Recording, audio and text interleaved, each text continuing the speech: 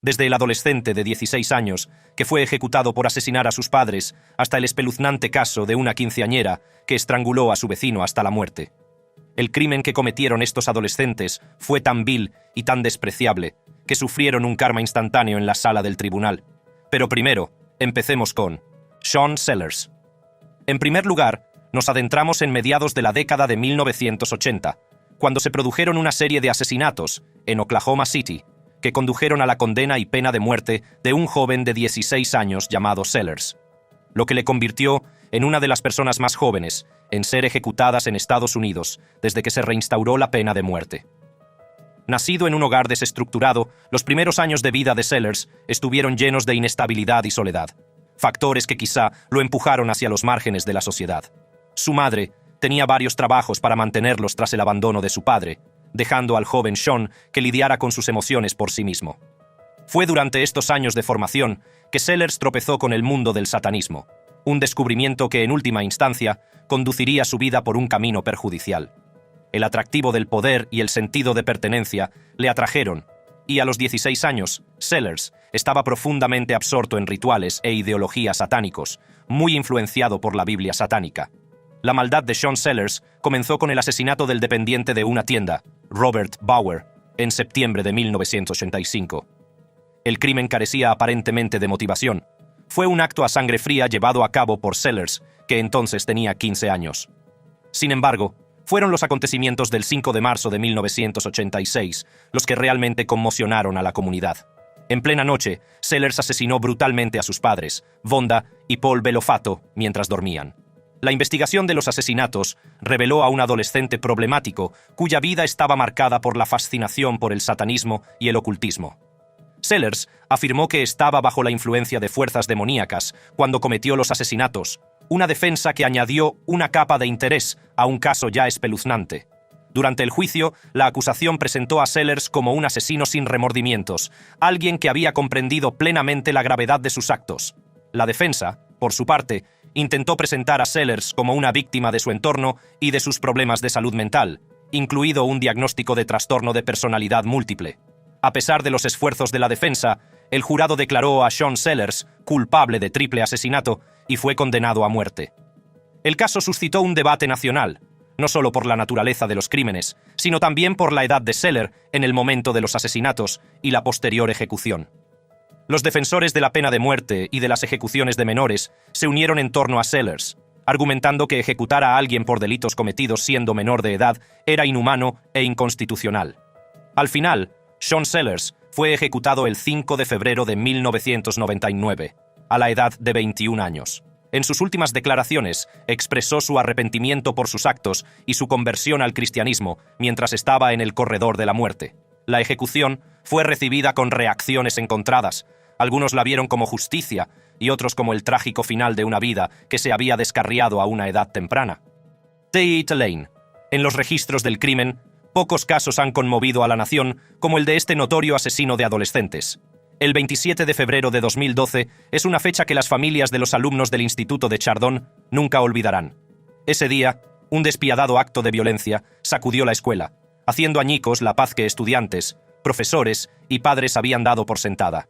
T.J. Lane, un estudiante de 17 años, abrió fuego en la cafetería del instituto, matando a 3 alumnos e hiriendo a otros 3. La tragedia conmocionó a todo el país, que tuvo que enfrentarse a las devastadoras consecuencias de otro tiroteo en una escuela. Sin embargo, a medida que se desarrollaba el caso, los detalles que iban apareciendo revelaban a un adolescente que albergaba una rabia profundamente arraigada. Lane admitió haber disparado, pero no ofreció ningún motivo. Pero, ¿qué llevó a Lane a cometer un acto tan atroz? La fiscalía alegó que Lane había premeditado el crimen, citando un post de Facebook en el que expresaba su deseo de llevar un arma al colegio. La defensa, sin embargo, alegó que la problemática vida familiar de Lane y sus problemas de salud mental desempeñaron un papel importante en sus actos. Independientemente del motivo, el dolor y el trauma causados por las acciones de Lane fueron inconmensurables.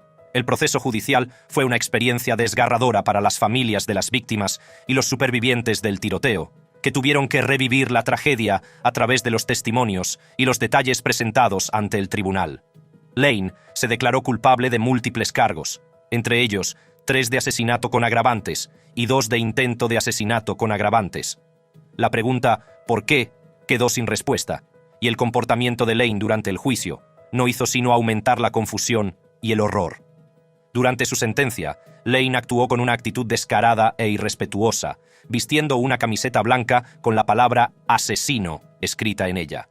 Este audaz acto de desafío se agravó cuando se dirigió a la sala con una declaración plagada de blasfemias e hizo un gesto obsceno a las familias de las víctimas. Su actitud era de desprecio, no solo hacia el tribunal, sino hacia las vidas que había segado. Lane fue condenado a 3 cadenas perpetuas sin posibilidad de libertad condicional, lo que garantizaba que pasaría el resto de sus días entre rejas. La sentencia fue un pequeño consuelo para las familias, pero no pudo deshacer el dolor y la pérdida que las acciones de Lane habían infligido. Alyssa Bustamante. A continuación, el estremecedor caso de Alyssa Bustamante, una joven de Missouri que cometió un acto horripilante, causando conmoción e incredulidad en su pequeña comunidad. En otoño de 2009, el pequeño pueblo de Missouri se vio sacudido hasta la médula cuando Alyssa Bustamante, de 15 años, fue acusada de asesinar a su vecina de 9 años, Elizabeth Olten. Alyssa la atrajo al bosque con el pretexto de jugar. Allí, en la intimidad de los árboles, Alyssa estranguló, apuñaló y enterró a la niña en una tumba poco profunda, un acto que describió escalofriantemente en su diario con una sensación de orgullo y logro. El espeluznante caso suscitó un debate nacional sobre la naturaleza del mal, la capacidad de cambio y la idoneidad del sistema judicial para tratar a los delincuentes juveniles. El caso contra Bustamante se construyó sobre una base de pruebas escalofriantes, incluido su diario, donde describía el alivio que sintió durante el asesinato. Las anotaciones eran una ventana a los oscuros recovecos de su mente, que revelaban a una adolescente fascinada por la muerte y con una curiosidad anhelante por quitar una vida. La acusación presentó estos escritos como prueba de premeditación y falta de remordimientos, revelando la imagen de una acusada que no era la típica adolescente, sino una asesina malvada y calculada. Al iniciarse el proceso judicial, la gravedad de la situación pesó sobre todos los implicados. Bustamante se había declarado culpable de asesinato en segundo grado y de acción criminal armada, evitando a la familia Olten la agonía de un juicio. La fase de sentencia fue una experiencia traumática para la familia de la víctima, que se enfrentaba a la pérdida de su querida Isabel. La defensa trató de humanizar a Bustamante, citando su historial de depresión, intentos de suicidio y un pasado familiar plagado de drogadicción y penas de cárcel. Argumentaron que estos factores contribuyeron a sus actos y que era un producto de su entorno. Sin embargo, la vista de la sentencia fue un momento triste, ya que Bustamante se enfrentó a las consecuencias de sus actos. En una rara muestra de emoción, se presentó ante el tribunal y ofreció disculpas a la familia Olten, con la voz entrecortada al reconocer el dolor que había causado. Fue un gran contraste con la frialdad de sus entradas en el diario, y algunos lo vieron como un signo de auténtico remordimiento. Otros, sin embargo, cuestionaron la sinceridad de sus palabras, dada la gravedad y premeditación de su crimen. El juez, encargado de hacer justicia en un caso sin precedentes en la comunidad, dictó una sentencia que reflejaba la doble naturaleza de la situación de Bustamante. Fue condenada como adulta a cadena perpetua, con posibilidad de libertad condicional, reconociendo la posibilidad de rehabilitación, pero también le impuso 30 años más por el cargo de acción criminal armada, subrayando la gravedad de su delito. Aiden Fucci. Mientras que el caso de Alyssa Bustamante sigue siendo impactante, Aiden Fucci apuñaló a su víctima 114 veces y se jactó de ello. En la fecha del Día de la Madre, 9 de mayo de 2020, la alegre celebración de la comunidad se vio bruscamente interrumpida cuando el cuerpo sin vida de Tristan Bailey, de 13 años, fue descubierto en una zona boscosa del condado de St. Johns, Florida. La joven animadora, cuya desaparición se había denunciado apenas unas horas antes, había recibido 114 puñaladas. El sospechoso, Aiden Fucci, de 14 años, compañero de estudios en la Academia Patriot Oaks y residente en la misma zona que Bailey, fue grabado en vídeo caminando junto a ella por Saddlestone Drive, el mismo lugar donde se encontró su cadáver. A medida que se desarrollaba la investigación, empezaron a aparecer pruebas incriminatorias contra Fucci. En un estanque cercano, se recuperó un cuchillo que coincidía con un fragmento hallado en el cuero cabelludo de Bailey, lo que vinculó a Fucci con el crimen. Se descubrieron ropa y zapatos manchados de sangre en su dormitorio, junto con un cuaderno lleno de dibujos inquietantes, que ofrecían una imagen perturbadora del acusado. Lo que empezó como la búsqueda de una niña desaparecida se convirtió rápidamente en una investigación de asesinato, con Fucci en el centro. A medida que se iniciaban los procedimientos judiciales, el caso contra Fucci se hacía más sólido.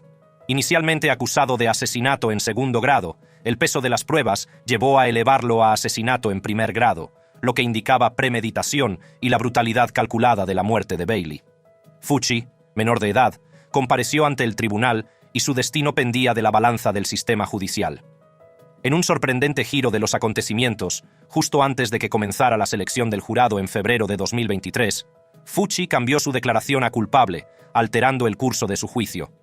El cuchillo, la ropa ensangrentada y el inquietante selfie de Snapchat tomado por Fucci en la parte trasera de un coche patrulla pintaron una imagen sombría de la noche en que Tristan Bailey fue asesinada. Durante todo el proceso legal, Fucci mantuvo la compostura, mostrando poca o ninguna emoción a través de sus expresiones faciales y gestos. Aiden Fucci fue condenado a cadena perpetua sin posibilidad de libertad condicional. Hubo incluso rumores de que se había jactado ante otros reclusos de sus actos, afirmando que era real que apuñalara a su víctima en lugar de dispararle a distancia. David Moses. El caso de este adolescente, David Moses, es un recordatorio de cómo una vida de delincuencia puede convertirse en una tragedia en los tribunales para un adolescente prometedor. En 2010, el tranquilo barrio del noreste de Bakersfield se vio sacudido por un crimen que dejaría a sus residentes debatiéndose entre el miedo y la pérdida. Dorothy Sessions, de 81 años, estaba en su casa preparando la cena cuando dos adolescentes le arrebataron brutalmente la vida en un acto de violencia sin sentido. David Moses, un menor en libertad condicional, junto con Cotillion Nash, irrumpieron en la casa de Sessions con la intención de robar. Pero la situación dio un giro terrible cuando Sessions se enfrentó a ellos. La respuesta de Moses y Nash no fue simplemente huir, sino desatar un brutal ataque contra la anciana, golpeándola hasta dejarla irreconocible. La gravedad de la agresión conmocionó a los agentes del orden y dejó a la comunidad conmocionada. El juicio posterior reveló un retrato inquietante de David Moses. Tenía una historia marcada por los malos tratos y un largo historial delictivo que incluía agresiones sexuales contra su hermana, un primo discapacitado y otros 7 niños mientras estaba internado en un hogar de acogida. Este historial retrata a un joven atrapado en un ciclo de violencia, como víctima y como agresor, que desembocó en el asesinato de Dorothy Sessions. Durante el juicio, Moses mostró un comportamiento inquietante para el tribunal. Mientras que muchos se sentirían atenazados por el miedo o el remordimiento al enfrentarse a una cadena perpetua, Moses parecía aburrido e incluso divertido. Se reía entre dientes, bostezaba y a veces parecía dormirse en su silla, no una sino 2 veces. Este comportamiento sugería un escalofriante distanciamiento de la gravedad de su situación y de la naturaleza atroz de su crimen. Era como si viera el proceso como un juego y no mostrara remordimiento alguno por la vida que había quitado.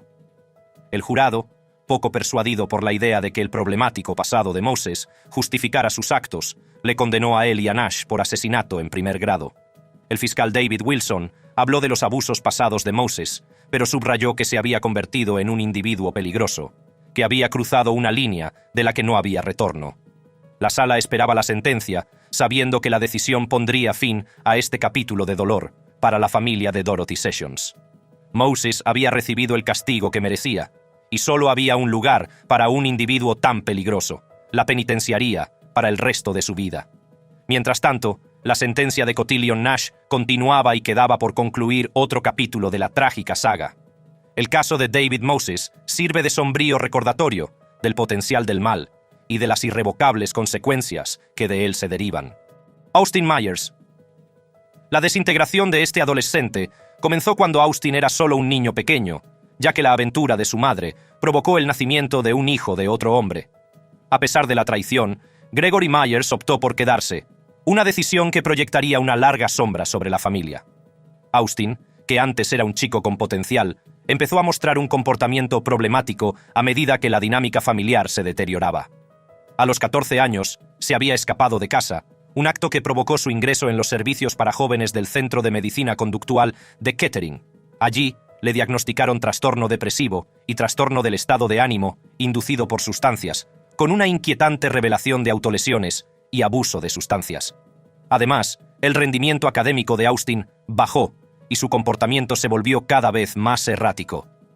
Fue durante este turbulento periodo cuando entabló amistad con Justin Buck, un compañero de estudios con una trayectoria diferente. El fatídico día 27 de enero de 24 marcó el punto de no retorno para Austin Myers. Con 18 años y sin trabajo, se dirigió a Timothy Mosley, un conocido de 19, con una proposición que apestaba a desesperación y codicia. Planeaban robar al padrastro de Justin Buck, creyendo que había una fortuna en la caja fuerte de la familia. Pero cuando encontraron a Justin en casa, su plan dio un giro monstruoso. La decisión de asesinar a Justin fue fría y calculada. Austin y Timothy, tras intentos fallidos de conseguir drogas y jeringuillas, volvieron a la residencia de los Buck con la excusa de la amistad. Vieron una película con Justin, esperando el momento de ejecutar su malvado plan. Llegó el momento en que Justin, desprevenido y vulnerable, fue emboscado por Timothy, con la ayuda de Austin. Los últimos momentos de Justin estuvieron llenos de confusión y terror. Sus súplicas de clemencia se encontraron con las escalofriantes garantías de Austin de que todo acabaría pronto. Austin y Timothy saquearon la casa, encontraron la caja fuerte y se deshicieron del cuerpo de Justin en un lugar remoto. Intentaron borrar su ADN de la escena del crimen e incluso dispararon al cuerpo sin vida de Justin en un grotesco arranque para asegurarse su silencio. A continuación, la investigación sobre la desaparición de Justin fue rápida, y Andrew Raymond, vecino de Justin, proporcionó una pista crucial que apuntaba a Austin y Timothy. Siguieron interrogatorios y confesiones que revelaron el alcance de su maldad, y Austin fue detenido. Después, el juicio de Austin fue una escena de dolor e indignación, en la que la fiscalía pintó el retrato de un adolescente cuya brújula moral estaba irrevocablemente torcida, culpable de todos los cargos. Austin Myers, el chico que antes daba recitales de piano y sacaba las mejores notas, fue condenado a muerte. Sus apelaciones fueron inútiles y el Tribunal Supremo de Ohio confirmó su sentencia. Austin Myers, antaño un niño prometedor, se encuentra ahora en el corredor de la muerte. Lionel Tate. A finales de los años 90, Lionel Tate vivía con su madre, Kathleen Grosset Tate, en el condado de Broward, Florida. Kathleen era una madre soltera que trabajaba muchas horas como policía en la patrulla de carreteras de Florida para mantener a su hijo. Lionel era un niño de 12 años, mucho más alto y pesado que sus compañeros. Pesaba 166 libras y medía cerca de 6 pies. Era un gran aficionado a la lucha libre profesional. Se pasaba horas viendo a sus luchadores favoritos hacer acrobacias y movimientos en la televisión. Estos personajes cautivaban a Lionel, que los idolatraba. Una noche de 1999, Kathleen cuidó a Tiffany Unick, de 6 años, hija de su amigo DeWiss Unick Paul. A pesar de la diferencia de edad entre Lionel y Tiffany, parecían llevarse bien. Kathleen descansaba en el piso de arriba, mientras Lionel y Tiffany veían la televisión y jugaban en el salón. La casa estaba llena de risas y ruido de niños. Kathleen les pidió que bajaran el volumen. A medida que avanzaba la noche, el ruido disminuyó y Kathleen se quedó dormida. De repente, Kathleen oyó gritos de pánico en el piso de abajo y encontró a Tiffany inmóvil en el suelo del salón. Inmediatamente llamó al 911 y siguió las instrucciones del operador de emergencias para realizar la reanimación cardiopulmonar mientras esperaban la llegada de los paramédicos. A pesar de sus esfuerzos, Tiffany Unick fue declarada muerta menos de 1 hora después de la primera llamada de auxilio. Este suceso desencadenó preguntas y una investigación judicial. Tiffany sufrió graves lesiones que apuntaban a una realidad más oscura de lo que nadie había imaginado. El caso pasó rápidamente de ser un trágico accidente a un acto deliberado de violencia. La investigación sobre la muerte de Tiffany se intensificó cuando los resultados de la autopsia contradijeron la teoría inicial de un fallecimiento accidental. Los detectives se centraron en Lionel Tate, la única otra persona presente durante el incidente. Según la ley de Florida, Lionel podía ser interrogado sin la presencia de un padre o tutor y fue llevado a la comisaría de policía para un interrogatorio que revelaría los detalles de aquella noche. El equipo de la defensa argumentó que Lionel había estado imitando los movimientos de lucha libre que veía en televisión sin intención de matar o causar daños graves. La acusación, sin embargo, se mostró decidida a presentar a Lionel como alguien que debía responder plenamente de sus actos. El juicio se convirtió en un campo de batalla para cuestiones sociales más amplias, y los defensores de la reforma de la justicia de menores se unieron en torno al caso de Lionel. Lionel relató los hechos con la inocencia de un niño, pero pronto tuvo que enfrentarse a la dura realidad del mundo de los adultos. La fiscalía se preparó para acusar a Lionel Tate de asesinato en primer grado y fue condenado a cadena perpetua sin posibilidad de libertad condicional. La decisión de juzgar a Lionel como adulto suscitó controversia y desencadenó un debate nacional sobre el tratamiento de los delincuentes juveniles en el sistema judicial. Sarah Johnson. A continuación, la historia de Sarah Johnson, una historia trágica que ilustra cómo la vida normal de una adolescente puede ser solo una fachada que esconde una realidad malvada. Sarah nació el 24 de enero de 1987 en Bellevue, Idaho, y creció en el seno de una familia de clase media como hija de Alan y Diane Johnson. Para el mundo exterior, su vida parecía la de una adolescente estadounidense normal. Sin embargo, bajo la superficie se estaban gestando problemas. La mañana del 2 de septiembre de 2003, todo cambió. La tranquilidad del hogar de los Johnson se vio interrumpida por un tiroteo. Alan y Diane Johnson fueron encontrados muertos en su casa, víctimas de un brutal doble homicidio. La comunidad quedó conmocionada, y las sospechas se dirigieron rápidamente hacia la hija de los Johnson, Sarah, de 16 años, que estaba presente en la casa en el momento de los asesinatos. La investigación de las muertes de Alan y Diane Johnson reveló una complicada red de rebelión adolescente y romance prohibido. Sarah había mantenido una relación con un joven de 21 años, Bruno Santos, que sus padres desaprobaban firmemente. La fiscalía argumentó que el deseo de Sarah de continuar esta relación la llevó a la impensable conclusión de que había que eliminar a sus padres. Las pruebas contra Sarah eran contundentes. Había intentado montar un robo para encubrir el crimen, pero su plan era fallido. Las pruebas la relacionaban con el arma del crimen y, a pesar de sus declaraciones iniciales de inocencia, el caso contra ella era sólido. El equipo de defensa de Sarah argumentó que las pruebas eran circunstanciales y que la policía no había investigado a fondo a otros posibles sospechosos. Sin embargo, los argumentos de la defensa no convencieron al jurado. En marzo de 2005, tras un juicio que cautivó a la nación, Sarah Johnson fue declarada culpable de 2 cargos de asesinato en primer grado. El tribunal la condenó a 2 cadenas perpetuas concurrentes, sin posibilidad de libertad condicional, una decisión que subrayó la gravedad de sus actos. La vida de Sarah Johnson, antaño llena de las preocupaciones típicas de una adolescente, se vio trágicamente truncada por su condena. Mason Sisk. Sarah Johnson no fue la única responsable del asesinato de sus padres. Mason Sisk asesinó a sus padres y a sus 3 hermanos. Mason era un adolescente que asistía a la escuela media en Elkmont, conocido por ser callado y reservado. Era como cualquier otro chico de su edad, jugando a videojuegos y participando en actividades escolares. Sin embargo, algo se estaba gestando en su interior, algo maligno. La noche del 2 de septiembre de 2019, la tranquilidad de Elkmont se hizo añicos. Sonaron disparos en la casa de los Sisk, y acto seguido se hizo un silencio escalofriante. Fue Mason Sisk quien rompió ese silencio con una llamada al 911. Su voz, inquietantemente serena, informó de la espantosa escena. Afirmó que estaba abajo, jugando a la videoconsola, cuando se produjeron los disparos. Según Mason, descubrió los cadáveres de los miembros de su familia solo después de oír los disparos y los pasos que huían del lugar. La respuesta de la policía fue rápida. Las grabaciones de las cámaras corporales captaron los inquietantes momentos en que los agentes llegaban, corriendo por la casa, en busca de supervivientes o de un posible atacante. La descorazonadora realidad se impuso cuando encontraron los cuerpos sin vida de John y Mary Sisk, sus padres, junto con los 3 hermanos de Mason. El más pequeño, un bebé de 6 meses, fue encontrado en brazos de su madre. A medida que se desarrollaba la investigación, el relato inicial de Mason comenzó a desmoronarse. La actitud tranquila que mostró durante la llamada al 911 y sus interacciones con la policía levantaron sospechas. Su versión cambió durante el interrogatorio, y las pruebas empezaron a apuntar hacia una versión más siniestra. La comunidad se conmocionó a medida que se iban conociendo los detalles, luchando por comprender cómo pudo ocurrir semejante tragedia y, lo que es más importante, por qué. Las autoridades buscaron cuidadosamente en la escena del crimen, reuniendo pruebas que pronto convertirían a Mason en el principal sospechoso.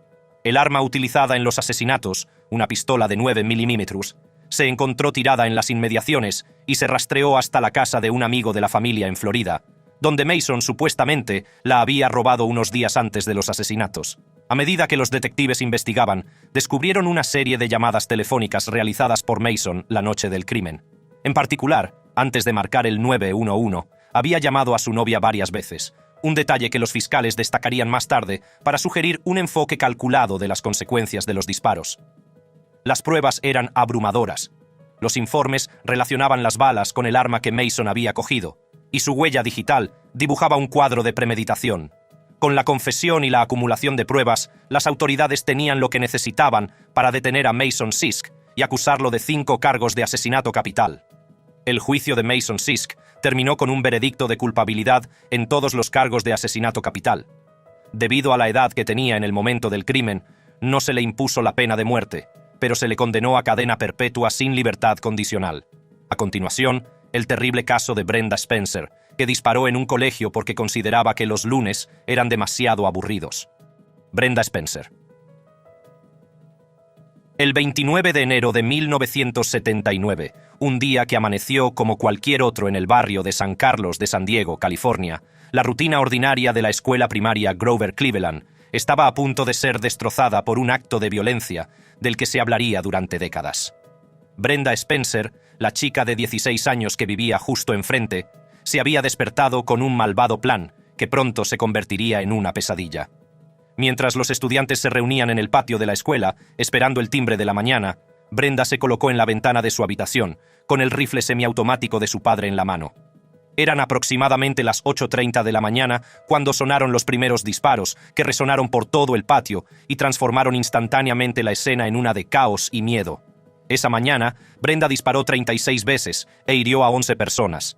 Entre las víctimas se encontraban el director de la escuela, Burton Ragg, de 53 años, que murió mientras intentaba valientemente ayudar a los niños a ponerse a salvo, y el conserje Mike Suchar, de 56 años, que también perdió la vida en la línea de fuego.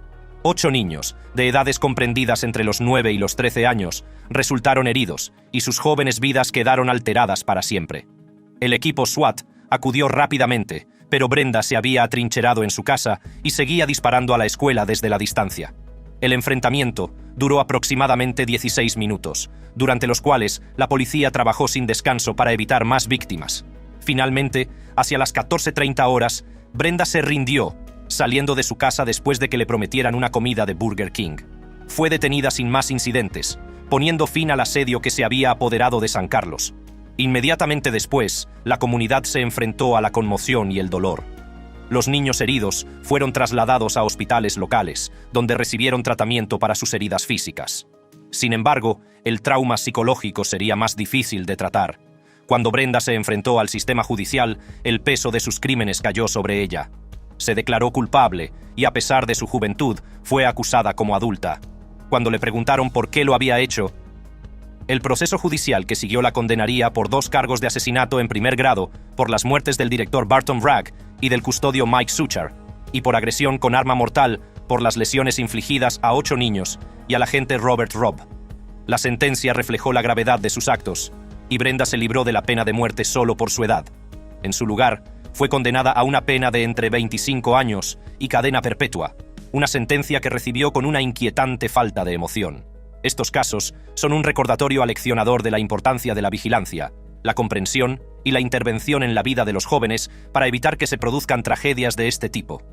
Haga clic en cualquiera de las tarjetas que aparecen ahora mismo en su pantalla para ver contenidos similares.